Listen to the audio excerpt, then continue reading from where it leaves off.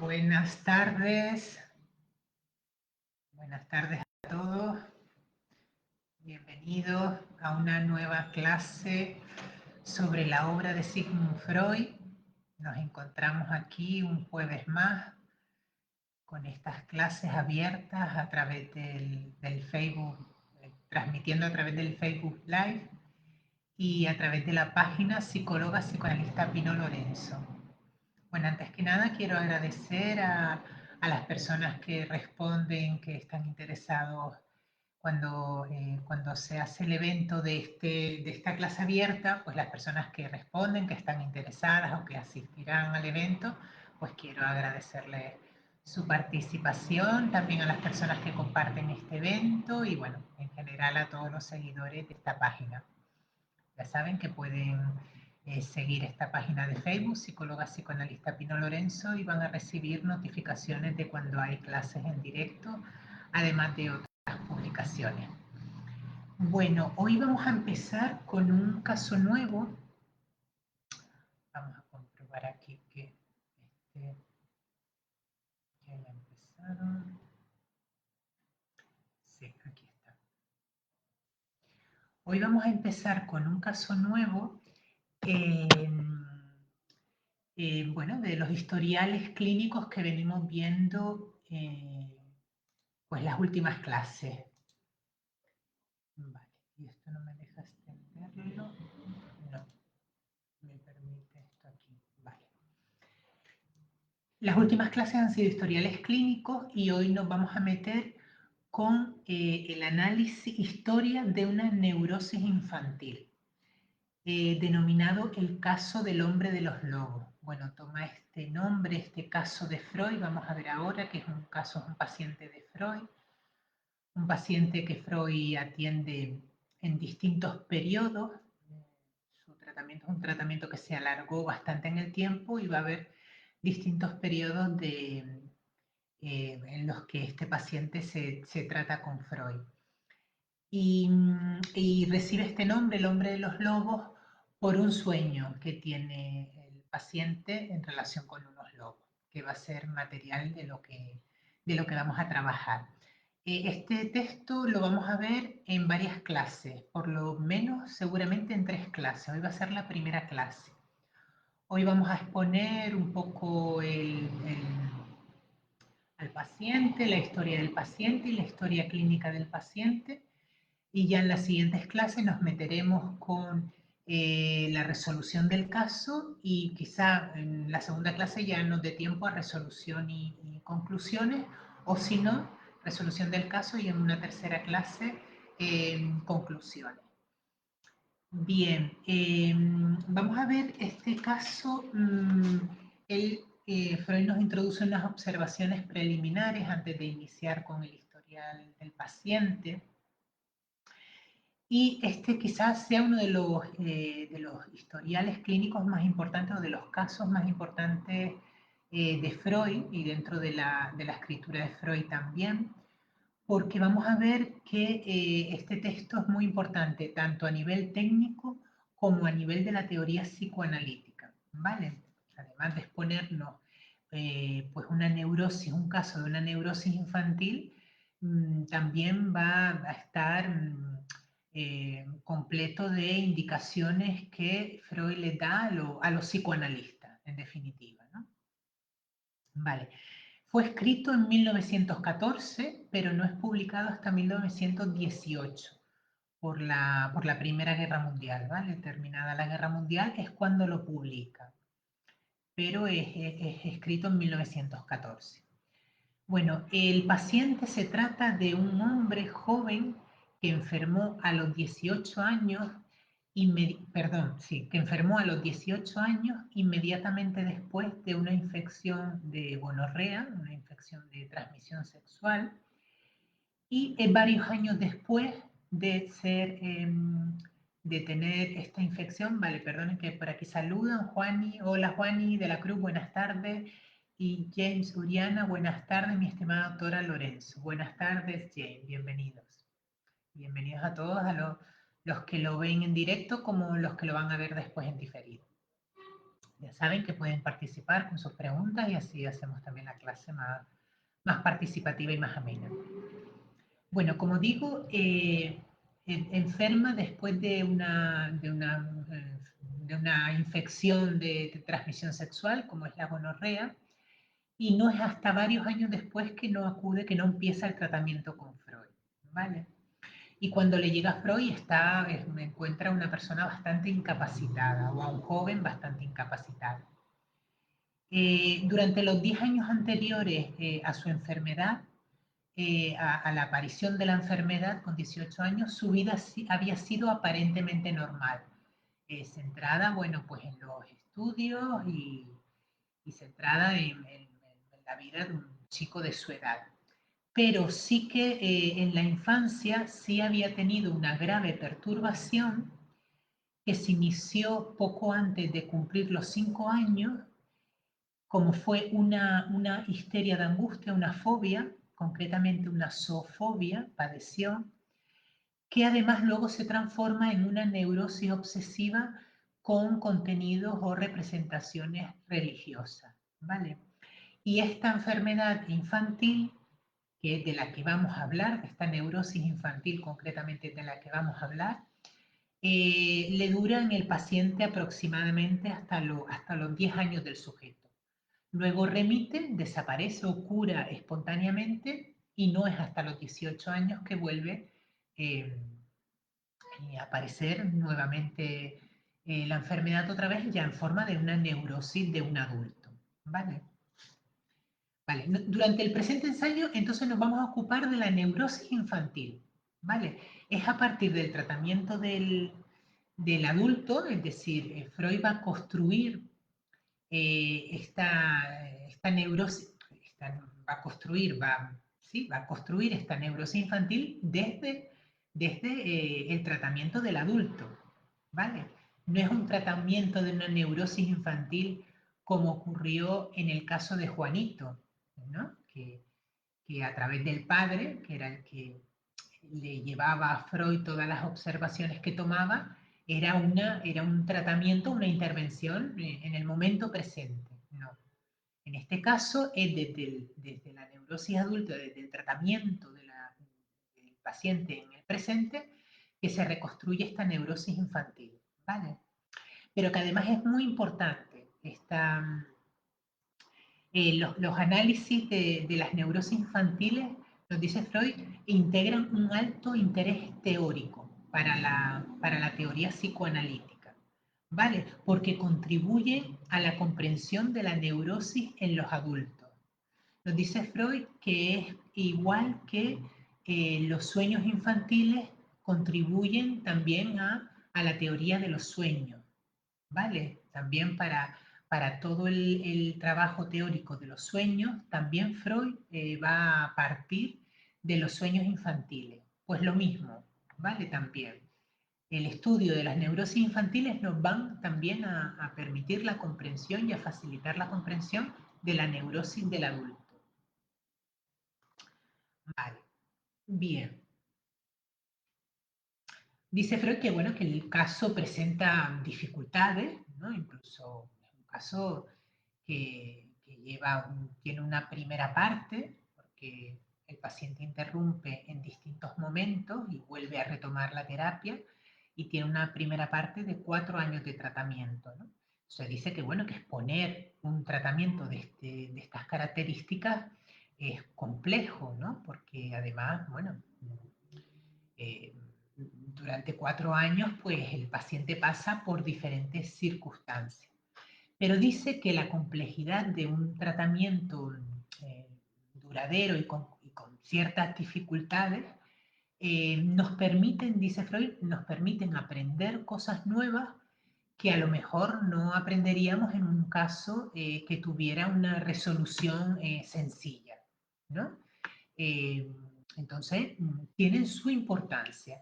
Además, quizá eso que aprendamos nuevo de un caso de larga duración, o de un tratamiento, perdón, de larga duración, nos va además a servir para un caso posterior parecido al actual, pues que tengamos herramientas o que tengamos ya conocimientos teóricos como para hacerlo más breve, ¿no?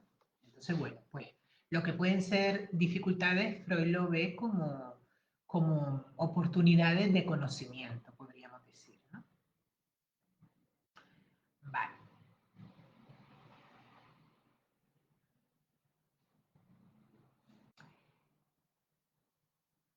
Dice que, bueno, que al principio, los primeros años de tratamiento apenas se consiguió modificación alguna.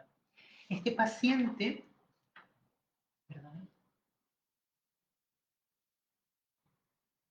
era un paciente pues muy, ¿no? Pues bastante, ¿no? Que estaba muy de acuerdo con las teorías de Freud y una actitud bastante dócil, pero que sin embargo permaneció durante mucho tiempo atrincherado en su enfermedad. No había modificaciones, ¿no? Entonces dice Freud que, bueno, el paciente escuchaba lo que Freud le decía, pero no se interesaba. Su clara inteligencia se hallaba como secuestrada por las fuerzas pulsionales que regían su conducta, ¿no? En la escasa vida exterior de la que era capaz. Entonces dice Freud que aquí fue necesario inicialmente una labor de larga educación con el paciente eh, para moverlo a participar de forma independiente en la labor analítica, ¿vale? Y cuando a partir de este gran esfuerzo educador, ¿no? Que es de lo que hemos hablado otras veces, ¿no? Que antes de comenzarse con la labor analítica o con el psicoanálisis propiamente dicho, en muchos casos hay previamente un tratamiento que no es psicoanálisis, ¿no? Sino que labor educadora es preparando el terreno para el psicoanálisis posterior, ¿no? Entonces nos dice Freud que toda esa labor educadora que se estableció con el paciente durante bastante tiempo, luego veía que no era fructífero, ¿no? Desde que el paciente conseguía a lo mejor alguna modificación rápidamente, nuevamente ¿no? Evitaba nuevas modificaciones y se mantenía cómodamente en la situación creada, ¿no? Había una permanencia en la enfermedad. Entonces dice que Freud aquí, en esta situación, cuando vio que la relación transferencial con el paciente era lo suficientemente fuerte, le plantea eh,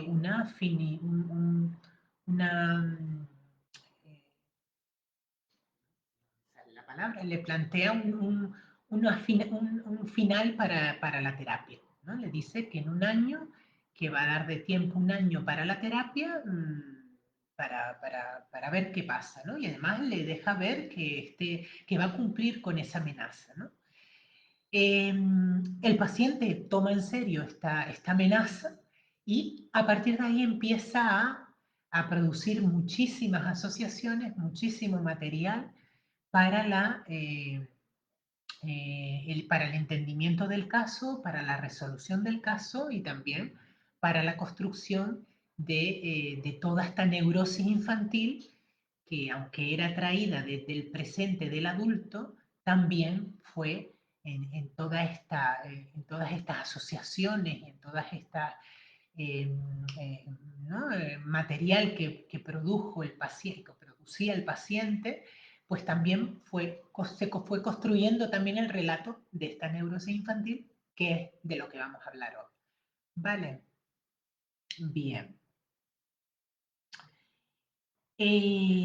Bueno, vamos un poquito entonces a hablar del paciente, del contexto del paciente y de su historia clínica. Vale. Bueno, dice que inicialmente dice, este historial o las dificultades que puede tener el exponer el historial de un paciente así, dice, él se confiesa y dice que la publicación de estos historiales no son para convencer a aquellas personas que se han mostrado opuestos a nuestra teoría, ¿no? Dice, él no tiene ese objetivo. Dice, en todo caso, el objetivo que tiene es aquellos que ya están trabajando como psicoanalista, pues aportarles nuevos conocimientos, ¿no? Con esto, un poco Freud nos viene a decir que es un texto dirigido fundamentalmente a los psicoanalistas, ¿no? Están trabajando ya con casos clínicos, ¿no? Por supuesto, a los psicoanalistas y a toda la población en general, ¿no? Porque Freud tenía una forma de escribir muy, eh, quitando lógicamente las complejidades del aparato psíquico, pero en general su obra es bastante asequible a personas no doctas en la materia psicoanalítica, ¿vale? Con lo cual está dirigido a todos, de alguna manera, o a aquellos que se interesan también por el aparato psíquico humano. Bien. Bueno, vamos entonces a ir leyendo, ya saben, si quieren hacer alguna pregunta la pueden hacer. Vamos a ir leyendo un poquito el historial de este paciente, vamos a irlo así, leyendo a la vez que comentando para que vaya siendo pues, también entretenido. Disculpen un momentito.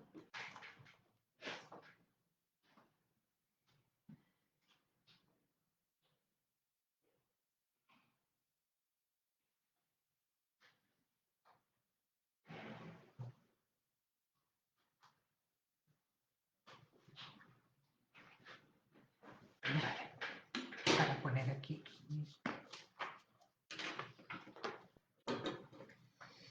mi atril para poder leer mejor. Bueno.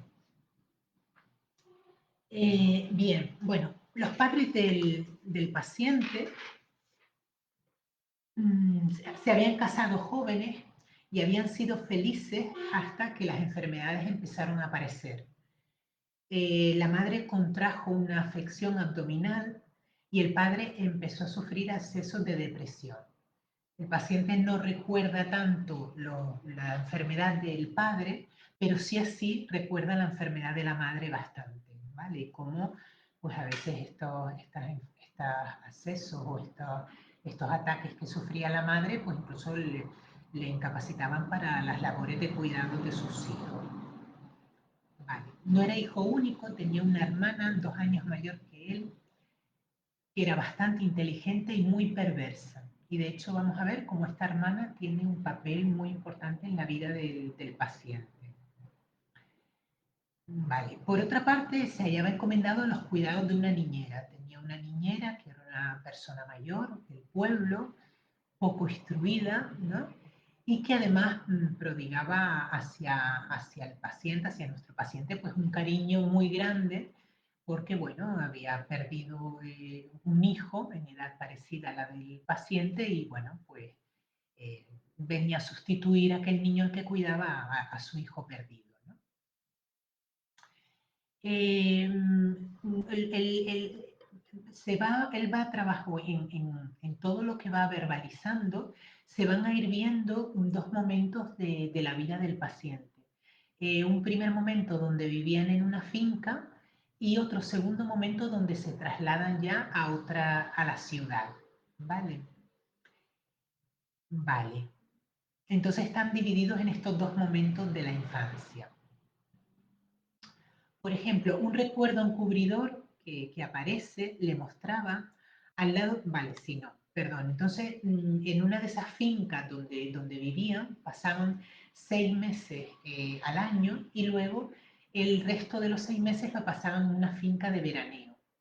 Normalmente, durante el periodo de verano, los padres solían dejar a los hijos al cuidado o a él dejarlo al cuidado de la niñera y los padres pues hacían su viaje, ¿no?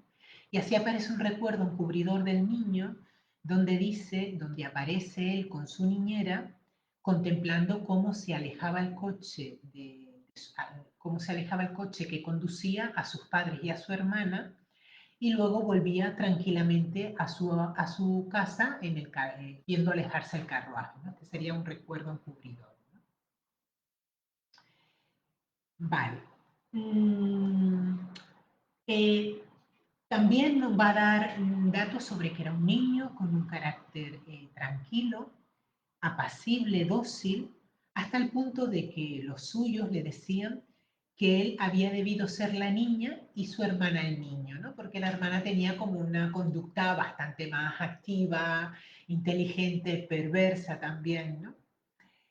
Sin embargo, al regresar sus padres de uno de estos viajes del verano donde los hermanos habían quedado al cuidado de una institutriz, aparece una modificación en el carácter del niño. O sea, ven que el niño ha cambiado su carácter completamente, ¿no?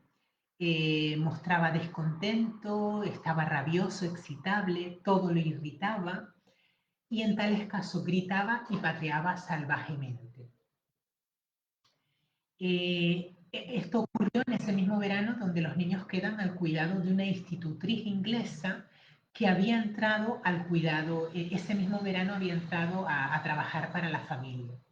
Por otro lado estaba la niñera de la que hablamos antes, la chacha, le decía él, que era esta señora mayor, pero además contratan a esta institutriz. Al principio creen que pueda tener que ver este cambio en el niño, pueda tener que ver con la influencia de esta institutriz que era bastante severa, arbitraria y que incluso le daba a la bebida, ¿no?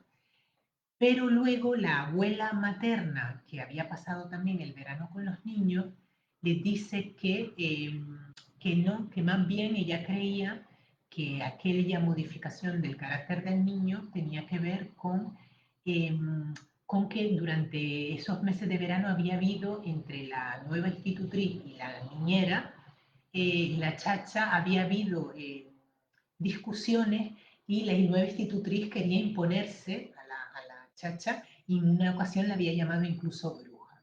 Y el niño se había rebelado frente a ello, ¿no? Además, en estas escenas el niño siempre se había puesto al lado de su chacha, la que quería muchísimo, ¿no? Y había mostrado su odio a la institutriz. Deciden despedir a la chacha, pero esto no consigue modificar ya el carácter del niño. El niño va a seguir mostrando este carácter irritable. Vale. El paciente dice que recuerda cuando tuvo este primer acceso de cólera, ¿no? Y dice que surgió en la noche de Nochebuena. El paciente, su cumpleaños era la Nochebuena y él esperaba recibir doble regalo por Navidad y por su cumpleaños, y cuando recibe solo un regalo, pues, pues responde muy enfadado y de forma con mucha pataleta, ¿no? Y además esta insoportabilidad la dirigía incluso hacia su chacha, a la que atormentaba más que a nadie, ¿no? Ese es el primer recuerdo que tiene el niño del primer acceso de cólera, ¿no? Luego empiezan a aparecer en su recuerdo muchos... A ver, perdón.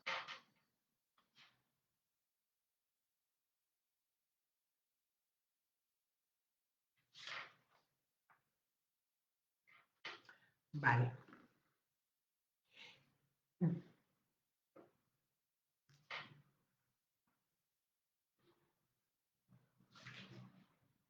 Vale. Luego empiezan a aparecer muchos recuerdos que están eh, muy embrollados todos, ¿no? No se sabe qué es primero, qué es después, ¿no? Y, por ejemplo, ¿no? En uno de esos recuerdos, después de él cumplir los 5 años, relata haber padecido por entonces intensos miedos que su hermana aprovechaba para atormentarlo. En la casa tenían un libro de estampas, una de las cuales representaba a un lobo andando en dos pies, ¿no? Como erguido y andando como en dos pies. Y cuando el niño veía aquella estampa comenzaba a gritar, enloquecido por el miedo de que el lobo se lo pudiera comer, ¿no? Y la hermana además sabía arreglárselas bien de que el niño encontrara a cada rato esa estampa, ¿no? Lo mortificaba muchísimo, ¿no? Y gozaba además haciéndole, aterrando a su hermanito, ¿no? También otros animales grandes y pequeños le daban miedo, pero a la vez que le daban miedo, por ejemplo, insectos, mariposas, orugas. A la vez que le daban miedo, también estaba en él otra parte donde encontraba un placer enorme en coger los animales y diseccionarlos, en aplastarlos, ¿no? O sea, que estaban las dos corrientes, las dos vertientes, el temor, pero también una parte más sádica, ¿no? Vale, vale. Luego también dice que también le daba temor los animales grandes, incluso también cuando pegaban a los animales grandes, ¿no? Como a los caballos. Y en una ocasión que estaba en el circo, tuvo que salir del circo, pues porque estaban pegando un caballo y tuvo que salir porque le era insoportable ver aquella escena, ¿no? O sea que aparece una fobia a los animales bastante clara, ¿no? En un niño, estamos hablando en torno a los antes de los 5 años, estamos hablando, ¿no? O sea, un niño pequeño, un niño pequeño. Hemos de decir que la fobia es uno de los trastornos más frecuentes en los niños, ¿vale? Y fobias con animales, la zoofobia, es lo más frecuente, ¿vale? Y a partir de aquí dice que tampoco sin saber bien en qué momento empiezan a aparecer también rituales obsesivos en el niño relacionados con temas religiosos, ¿no? Con temas religiosos.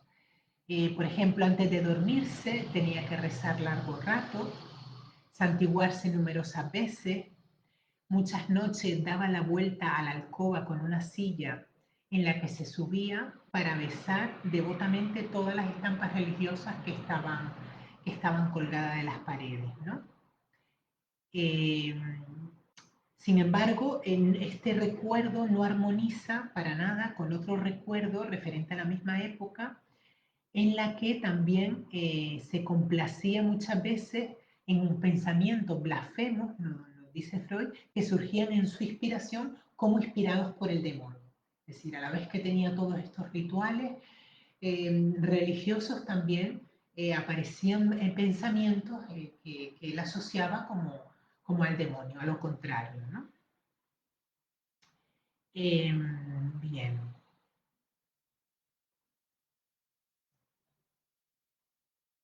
Por entonces también llevaba a cabo determinados ceremoniales cuando veía, por ejemplo, a gente que le inspiraba compasión, como vagabundos, personas muy mayores o inválidos, y entonces cuando pasaba al lado de ellos, trataba de no, o de mantener la respiración y no respirar mientras pasaba al lado de ellos, o su propia respiración, volverla otra vez para atrás, con el pensamiento de que si aspiraba algo del aire, ¿no? De esas personas podía convertirse en esas personas, ¿no? O sea, rituales obsesivos claramente de una neurosis obsesiva, ¿no? Y que parece que pertenecían a un periodo y a un grado evolutivo posteriores a la zoofobia. Bueno, o sea, que parece que empieza a haber estos dos procesos patológicos, seguido primero una zoofobia, seguido luego de una neurosis obsesiva. Vale, vale.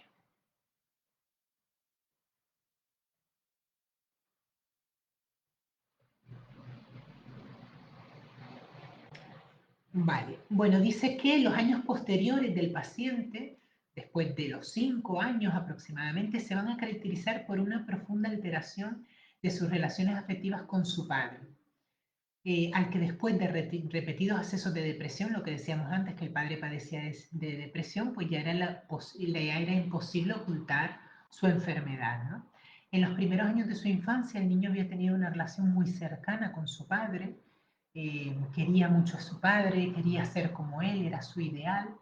Sin embargo, a partir posiblemente de que el padre pues tenía una preferencia hacia su hermana, la cual pues mostraba signos de una inteligencia superior, es posible que el niño, que la relación del niño con el padre empieza a truncarse, ¿no? A hacerse más hostil, ¿no? A hacerse más hostil. Y quedando finalmente la relación con su padre regida por el miedo a este, ¿vale? También había un profundo temor al padre, ¿vale? Un profundo temor al padre. Vamos a ver, ya lo vimos en el caso de Juanito, que en la zoofobia, eh, la mayoría de veces lo que se encuentra detrás del temor exagerado a un animal, en el caso de Juanito eran los caballos, en este caso es los lobos, lo que encontramos es un desplazamiento del temor hacia la figura del animal zoofóbico, un desplazamiento de un temor sentido hacia el padre desplazado sobre un animal, ¿vale? Es decir, este temor estaría, este afecto estaría inicialmente dirigido hacia el padre, solo que por la ambivalencia, ¿no? Porque, por el temor que siente el niño al padre, pero que también, en estos dos casos, también siente una afinidad enorme, pues desplaza sobre un objeto exterior el temor, ¿no? Y de esa manera es como si resolviera el conflicto, ¿no? Puede amar el padre y temer al animal, al lobo, ¿no? En este caso. Bien, a partir de los 8 años desaparece relativamente no, progresivamente van a desaparecer toda la sintomatología, progresivamente, habiendo como una remisión, una curación casi completa o completa, podríamos decir. A partir de ahí, pues vienen los aprendizajes escolares del niño y bueno, él asocia que posiblemente su relación con los profesores, con sus maestros en el colegio, pues quizá de alguna manera hicieron que hasta ese momento solo había tenido una influencia femenina en su educación y seguramente estos contactos escolares pues favorecieron la remisión de esta enfermedad neurótica, ¿no? Vale. Aquí hay una pregunta, dice, el sueño de los lobos con su mirada fija y amenazante refleja la angustia del niño frente a la figura paterna y la amenaza de castración. Así es James, efectivamente. Amenaza de castración que generalmente se dirige, o sea, se atribuye a que es el padre quien la va a realizar, ¿vale? Entonces aparece el temor al padre, efectivamente. Bueno, bien, entonces, llegados a este punto, nos dice Freud, bueno, vamos a ver que los problemas cuya solución nos plantea este caso van a ser a grandes trazos los siguientes, ¿no? Primero, ¿de dónde proviene este súbito cambio en el carácter del niño? ¿Qué suceso o qué es lo que ocurre para que tenga lugar este cambio en el carácter del niño? Luego, ¿qué significación tuvieron su fobia y su neurosis obsesiva? ¿No? Su fobia y sus perversiones y también cómo llegó a la religiosidad obsesiva y cuál va a ser la relación que enlaza a todos estos fenómenos. ¿Vale? Entonces, bueno, a partir de aquí entraríamos en el siguiente punto, que es la seducción y sus consecuencias inmediatas, que es donde vamos a ir desentrañando el sentido o la resolución de esta neurosis infantil. ¿Vale? En este texto, Freud no va a hablar apenas de la enfermedad de la neurosis del adulto, ¿vale? Es un texto únicamente que se centra en la neurosis infantil, ¿vale? No nos va a hablar de lo que le trajo al adulto o de lo que le trajo al paciente con 18 años a la consulta de Freud, ¿vale? Bien, vale.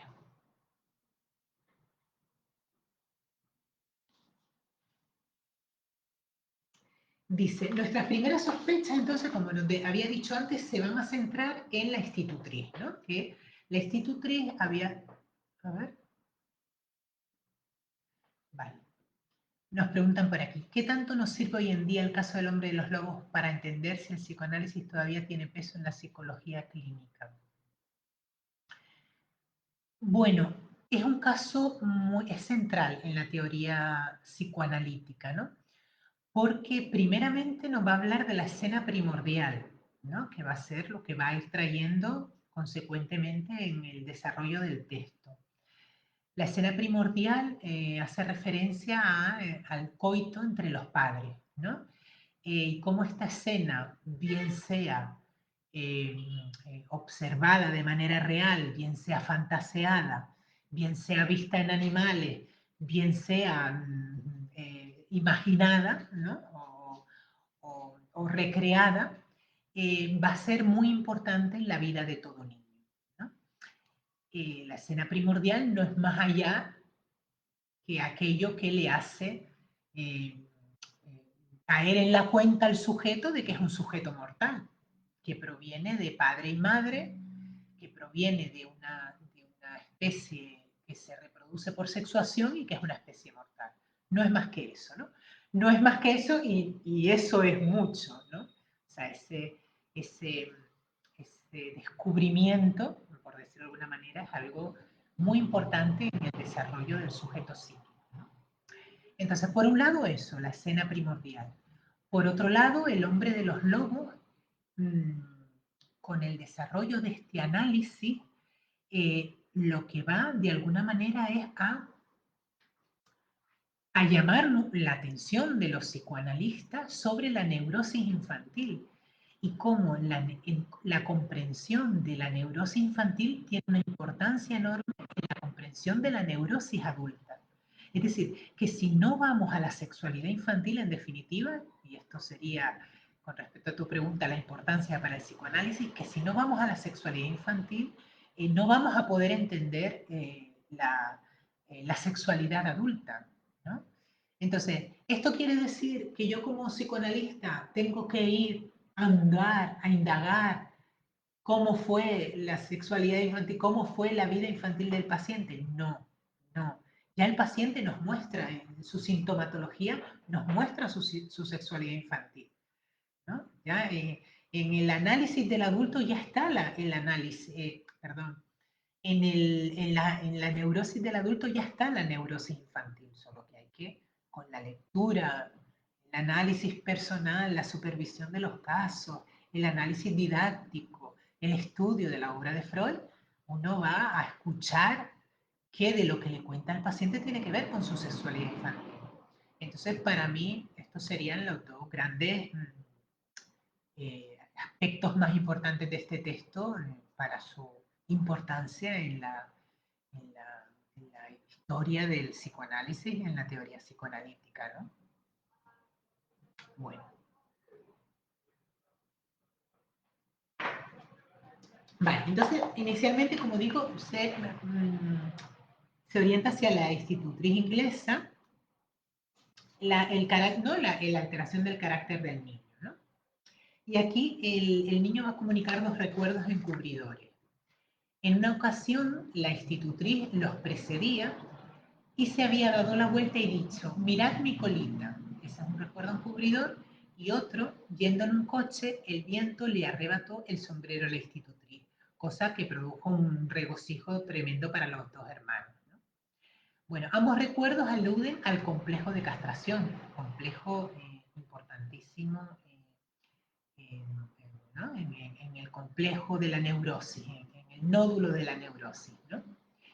Y permiten arriesgar la hipótesis, nos dice Freud, que una amenaza dirigida por la institutriz al niño hubiera contribuido considerablemente a la génesis de su posterior conducta normal, ¿vale? Una amenaza en forma de amenaza de castración, pero la amenaza de castración no solo tiene que ser en relación a la actividad, por ejemplo, masturbatoria del niño, ¿no? Sino una amenaza que proviene, en este caso, por ejemplo, de la institutriz, de un lugar de autoridad en la que se le prohíbe algo al niño, ¿vale? Aquí Freud nos comunica una reflexión teórica para los psicoanalistas y nos dice que no es nada peligroso comunicar tales construcciones a los analizados, pues aunque sean erróneas, no perjudican en nada el análisis y está claro que solo lo comunicamos, no van a perjudicar y solo lo comunicamos cuando integran una posibilidad de realidad, ¿vale? Eso que comunicamos. Y además, en este caso concreto, esta comunicación favoreció el recuerdo de varios sueños que había tenido el paciente en esa época, ¿vale? Varios sueños que había tenido el paciente. Bien, en estos sueños se caracterizaba o se trataba o aparecían actos agresivos del niño contra su hermana y contra la institutriz, perdón. Y a la vez enérgicos regaños y castigos a consecuencia de tales agresiones, ¿vale? Son diferentes sueños donde aparece este material. Freud nos dice que da la impresión que en todos ellos es elaborado el mismo material, ¿no? Lo que tomando distintas formas. Eh, y dice que no podía tratarse más que de alguna fantasía. Este material de donde provenían esos sueños debía ser una fantasía que el niño había tenido, una fantasía sobre la infancia que había tenido en su pubertad, ¿vale? Y que ahora había vuelto a aparecer en forma difícilmente irreconocible, difícilmente reconocible, perdón. Entonces, el paciente recordó de pronto que siendo todavía muy pequeño y hallándose aún en la primera finca, su hermana la había inducido a realizar actos de carácter sexual. Surgió primero el recuerdo de que al hallarse juntos en el retrete, le invitaba a mostrarse mutuamente el trasero, haciéndolo ella primero y luego invitándolo a él a hacerlo, ¿no? Pero poco después aparece ya la escena de seducción con todo lujo de detalle, de tiempo y de lugar. Concretamente era... Vale. Clínica del inconsciente. Déjame terminar con esto, James, y enseguida respondo a tu pregunta, ¿vale? Los sueños infantiles. Déjame que termine con este sueño infantil y contestamos a tu pregunta. Dice que era la primavera y durante una ausencia del padre, ¿no? Los niños jugaban en el suelo en una habitación contigua a la de la madre. La hermana le había cogido entonces su miembro y había jugueteado con él mientras le contaba para justificarse que la chacha hacía lo mismo con todo el mundo y que incluso con el jardinero, al que lo colocaba boca abajo y le tocaba sus genitales, ¿no? Dice Freud que tales hechos facilitan la comprensión de sus fantasías antes deducidas.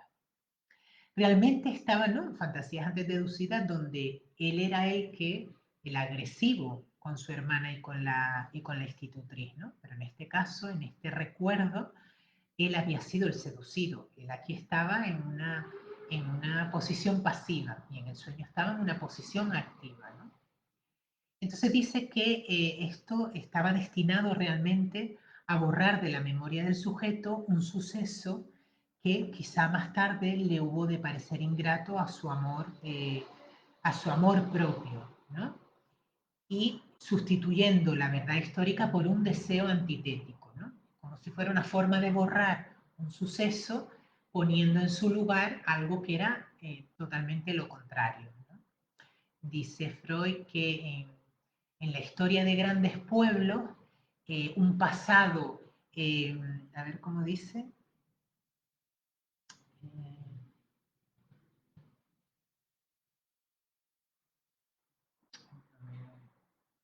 aquellas leyendas con lo cual una nación muy ulteriormente muy grande y con mucho orgullo intenta encubrir la mezquindad de sus principios, ¿no? Es como una forma de edulcorar la realidad, ¿no? De cambiar la realidad conforme a su deseo, ¿no?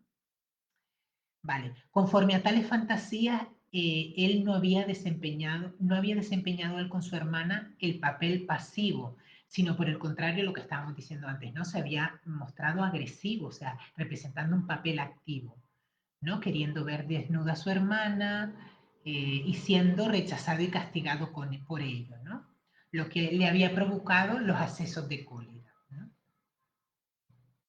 Vale, aquí dice Freud que es muy, que la institutriz tuviera alguna causa, alguna relación con la seducción, no lo cree así, ¿no?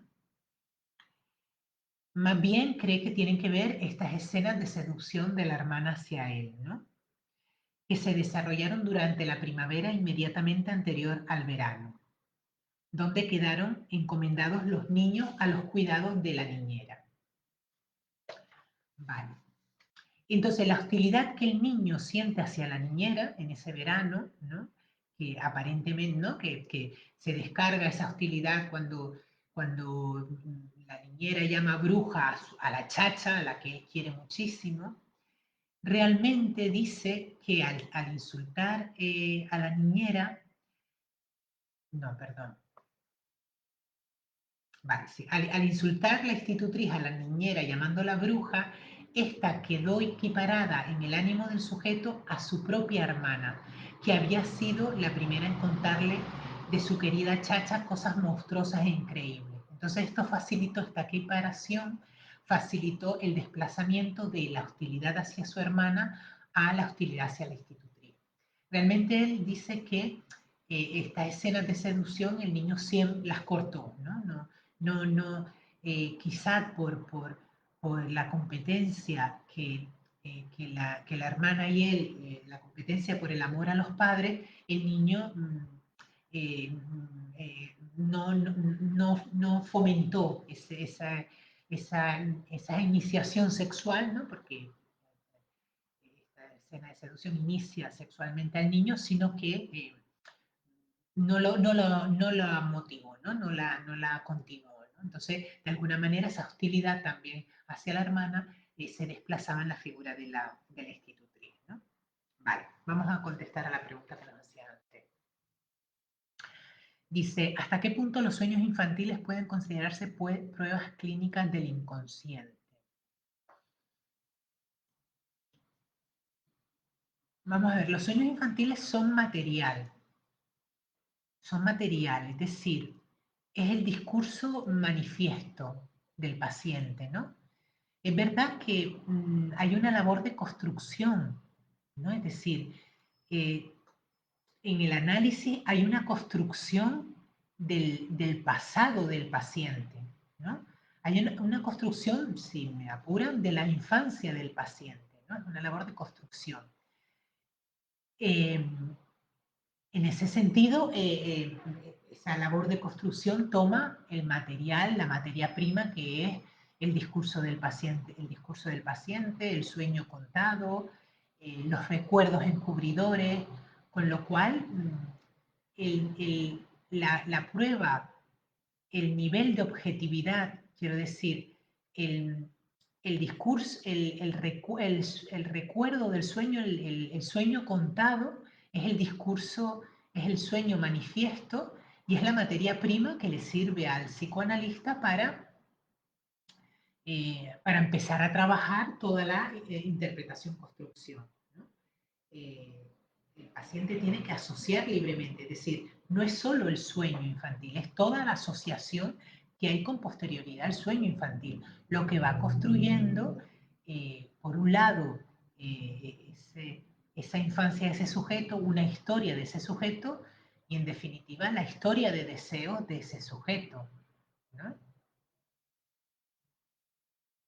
O sea, que es realmente una construcción, es una construcción, no tenemos que ir a pensar, todos estos textos son teóricos, textos teóricos, no tenemos que ir a pensar que esto sucedió realmente, de hecho, en la próxima clase vamos a ver esta parte, ¿no? De, de la discusión que hay en torno a si los sucesos han tenido que ser reales o fueron fantaseados, ¿no? Da igual, ¿no?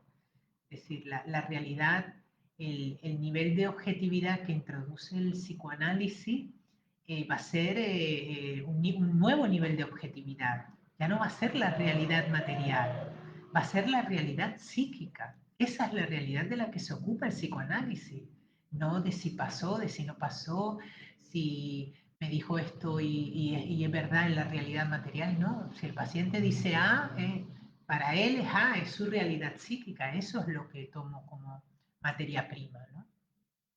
Entonces, claro, el nivel de objetividad cambia totalmente, ¿no? Es otro nivel de objetividad. No podemos comparar la ciencia del psicoanálisis eh, con las ciencias exactas o incluso con otras ciencias sociales. No lo podemos comparar porque el nivel de objetividad es diferente, ¿no? El objeto también de estudio, lógicamente, ¿no? Vale. Muy bien. Bueno, volvemos con el paciente. Vale. dice que pudimos llegar a prefijar que la edad del sujeto cuando su hermana comenzó su iniciación sexual era la de 3 años y 3 meses. ¿Vale? Antes estábamos diciendo que era antes de los 5 años, pues ahora ya tenemos la edad. Era de 3 años y 3 meses. El sujeto también hay muchas cosas de recuerdos que aparecen y por eso va logrando en el discurso, va logrando determinar más o menos exactamente las fechas, ¿no? Y la edad que tenía. Dice que la escena descrita se desarrolla durante el viaje de sus padres de veraneo y cuando volvieron ya fue cuando encontraron al niño con este cambio de carácter, ¿no? Entonces hemos de inclinarnos en relacionar este cambio de esta transformación en el niño con el despertar de su actividad sexual, ¿vale? En la que su hermana tuvo una importancia muy grande, ¿no? Vale. Vale, inicialmente entonces el niño, como decimos,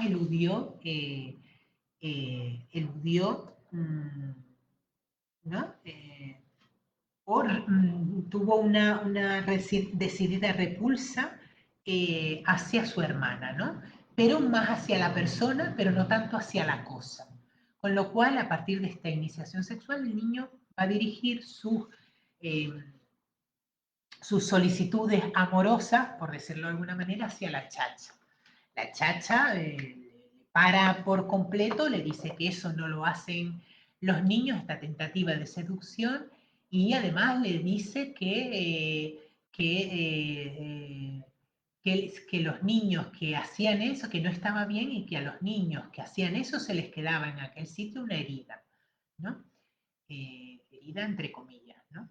Eh, el, eh, el niño se acercaba a la chacha con su miembro viril jugando con ella, ¿no? La chacha le pone un límite muy claro, ¿no? Esto es equivalente a una amenaza de castración. No, esto no, ¿no? Vale. Mm.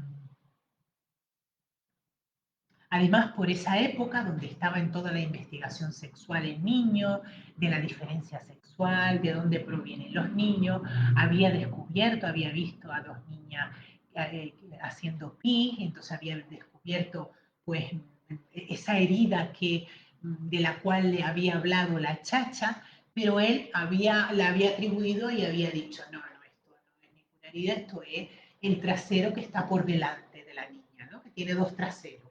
Esta es la raja del trasero que está por delante, ¿no? Pero bien, esta explicación que se daba él mismo no le bastaba para alejar de sus pensamientos toda su investigación y todo su pensamiento acerca de la castración, ¿no? Y de todas esas teorías que no me voy a detener ahora a explicarlas porque, bueno, pues ya en todas las múltiples clases anteriores que tenemos, pues pueden encontrar infinidad de información sobre las teorías infantiles, ¿vale? Sobre la sexualidad, sobre la diferencia sexual, sobre de dónde vienen los niños y todo esto, ¿vale? No me quiero detener mucho. Vale. También a la vez que estaba en ese momento con la lectura de los cuentos de Caperucita Roja, el lobo y las siete cabritas, también aparecía toda esa diferencia sexual en el sentido de que, de la diferencia sexual, no, perdón, de la procedencia de los niños, ¿no? En estos dos cuentos, el lobo se come en uno a Caperucita y en el otro a seis de las siete cabritas y lo abren para sacarlo, ¿no? Entonces, él se preguntaba si también, si no solo las mujeres podían tener niños en su vientre, sino también los hombres, ¿no? Entonces, él estaba en toda esta investigación, ¿no?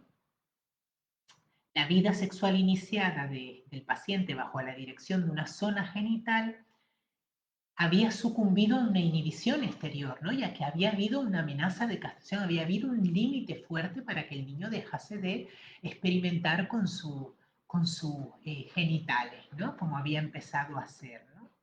Y esto de alguna manera hizo que hubiera una regresión a una etapa pregenital, ¿vale? Una etapa pregenital en la que se encuentra, por ejemplo, la etapa sádico-anal, y de ahí todo el tormento y el sufrimiento que el niño empezó a causar a partir de aquel momento pues bien, hacia la chacha, esta conducta irreverente, pero también esa conducta sádica hacia los animales, ¿no? A machacarlos, a quitarle las alas, a diseccionarlos, ¿no? Entonces se trataba de actividades sádicas de signo positivo, ¿no?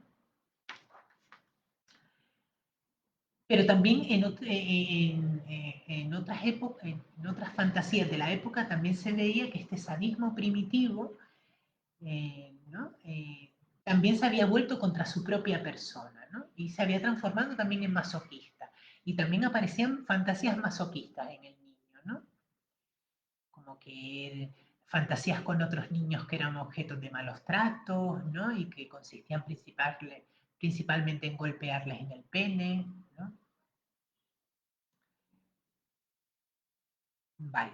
Y bueno, estas fantasías masoquistas sobre el miembro viril nos permite también concluir que en tal transformación intervino también una conciencia de culpabilidad relacionada con el onanismo también, ¿vale?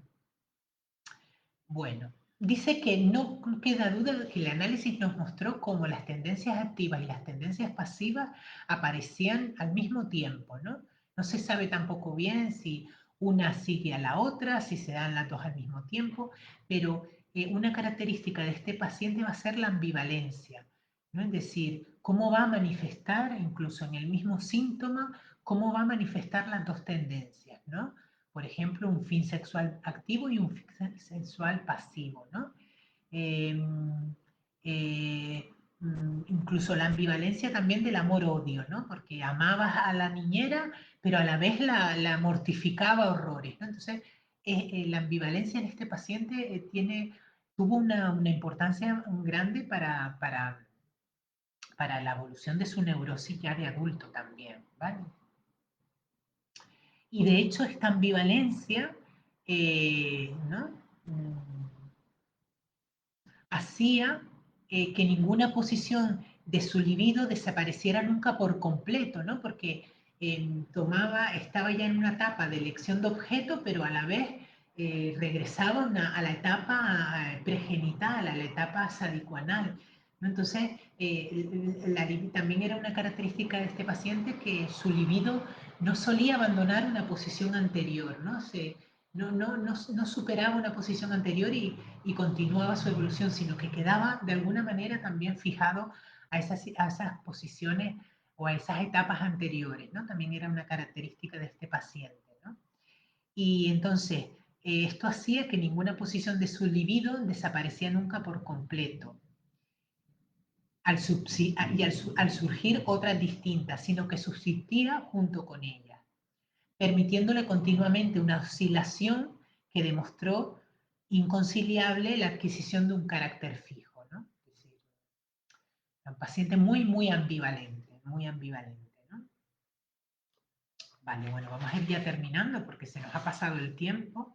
Bueno, ya prácticamente no nos queda nada, solo decir que con posterioridad a la inclinación que pasa de la hermana a la chacha, luego de la chacha va a aparecer a otro objeto sexual, que va a ser el padre, y también va a hacerlo con un fin pasivo frente al padre, ¿vale? Porque aquí estamos viendo entonces las posiciones de la libido, la posición pasiva, la posición activa, como venimos hablando, ¿no? Cuando él agrede, atormenta, pero luego también él es agredido.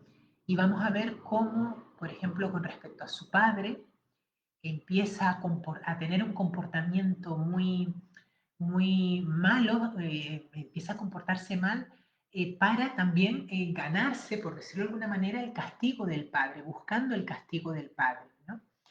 Castigo del padre que de alguna manera venía a satisfacer la tendencia más pasiva o más masoquista del paciente, pero a la vez ese mismo castigo también venía a calmar su sentimiento de culpabilidad, ¿no? Asociado a toda la etapa pues, del complejo de Edipo en la que se encuentra. Esto es además muy característico, ¿no? De muchos niños de esta edad, donde tienen deseos y fantasías incestuosas, y estos deseos y fantasías incestuosas, y deseos también hostiles, ¿no? No solo fantasías incestuosas, por ejemplo, hacia la madre y deseos hostiles hacia el padre, ¿no? También hostiles al padre, como digo, entonces aparece también la culpa en el niño, ¿no? Por esto, sobre todo, deseos hostiles hacia el padre. Y para calmar esa culpa, también el niño se, se procura ese castigo de alguna manera, ¿no? Se porta mal, hace cosas donde sabe el niño que va a ser castigado, ¿no? Pueden ser muy, ¿no? Muy caprichosos y seguir ahí hasta que recibe el castigo, ¿no? Muy, no me sale la palabra, ¿no? Pero muy insistentes, ¿no? En hacer aquello que sabe que está prohibido y hacerlo hasta que se gana el castigo. Incluso en una ocasión dice que el niño se estaba portando mal, y esperando el castigo del padre, ¿no? Y el padre lo coge y se pone a jugar con él. O sea, hizo justo lo que él no esperaba, ¿no? O sea, que no alimentó su, su pulsión más masoquista, ¿no? Este fin pasivo.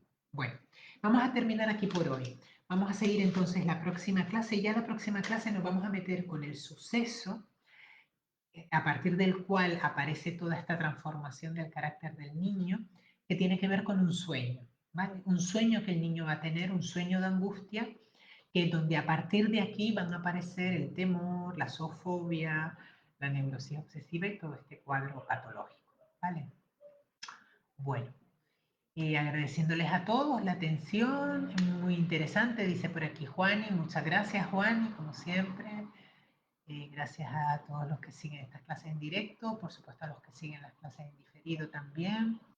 Animarles también a que se acerquen al psicoanálisis, tanto al estudio del psicoanálisis a través de la formación en la Escuela de Psicoanálisis Grupo Cero, como hacia su análisis personal a través de tomar sesiones de análisis para pues, todos estos conceptos que vamos trabajando en estas clases, también revisarlos en la propia persona. Por supuesto, pueden contactar conmigo para análisis personal en cualquiera de los contactos y teléfonos que hay en la página psicóloga psicoanalista Pino Lorenzo. Bueno, pues seguimos en 2 semanas y continuamos con el caso de los lobos. Muchas gracias.